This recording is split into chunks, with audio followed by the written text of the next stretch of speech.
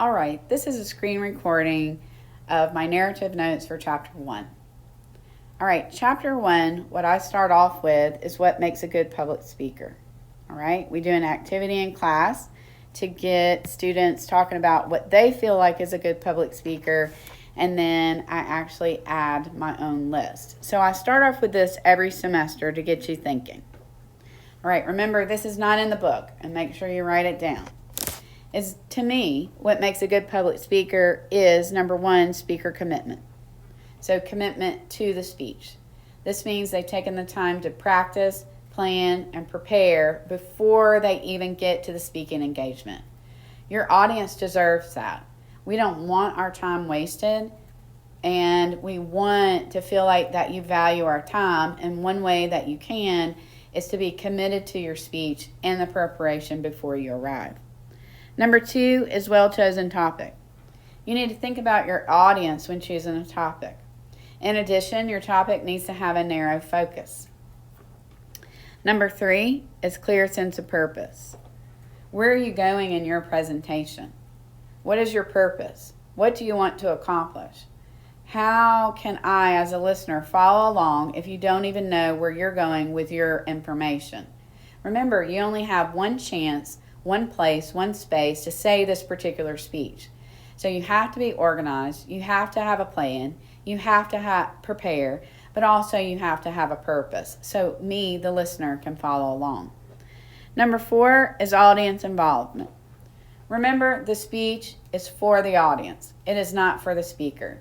You have to think about them at every stage of the speech making process because you're packaging the information, the details, the examples, your visual aids, the words that you use around them and who they are.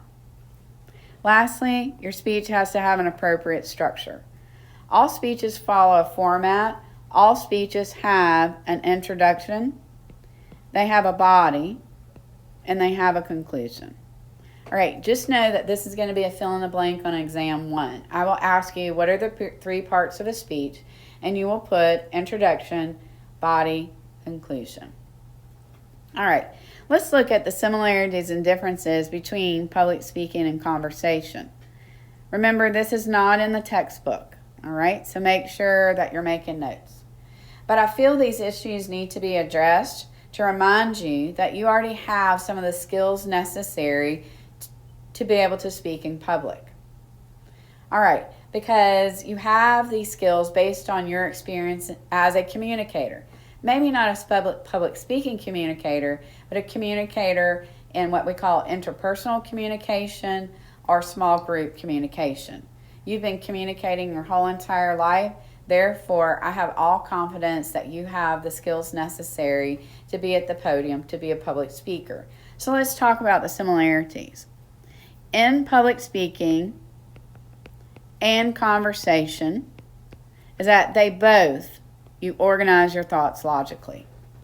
In conversation and public speaking, you're doing the best that you can to be able to formulate the information in such a way that it's understandable for the listener. Number 2, in both, we tailor a message. You've been tailoring your message your whole life. You switch communication tactics based upon the audience. For example, that I use in class is, do you know how to get money from your parents? Okay? If so, what strategies do you use? How do you, with them, to be able to get it from whichever parent is your go-to parent? Let's compare that to talking to small children or infants. Or what if you were interviewed by the police? Or what if you got to talk to the President of the United States? Okay? Just as in conversation, public speaking, you'll tailor your message to your audience. Number 3 is tell your story for maximum impact. Use descriptive language. We need to feel the cobwebs that hit our face. We need to smell the salt air. We need to hear the birds chirp. You need to make sure that you're using vivid language that put us in your story. Your audience doesn't want to be on the fringes of your presentation. They want to be involved in it. And number 4 is adaptive feedback. Okay? In conversation and in public speaking, we adapt to feedback. Communication is a cyclic process.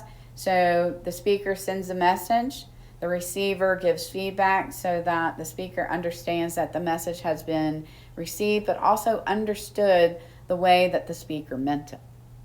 All right, let's look at some distinct differences. So the differences between public speaking and conversation have to do with that public speaking has a formal structure. Okay, now remember, a speech has an intro, we have a body, and we have a conclusion.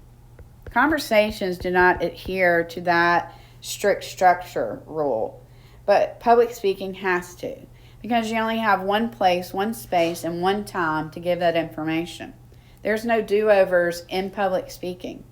You have one chance and it needs to be good. Number 2 is formal language. Public speaking is formal, so slang language, bad grammar, mispronunciation, bad articulation have little place in public speaking. Number 3 is a different method of delivery. The delivery method that we use in public speaking is called extemporaneous. This means that you have planned, you have prepared, and you've practiced your speech. Conversation is not like that at all. It bubbles up, it stops, it starts, it restarts. It is super messy. Public speaking does not lend itself to be like that, and there's only one chance to give your speech. So you have to plan, prepare, and practice.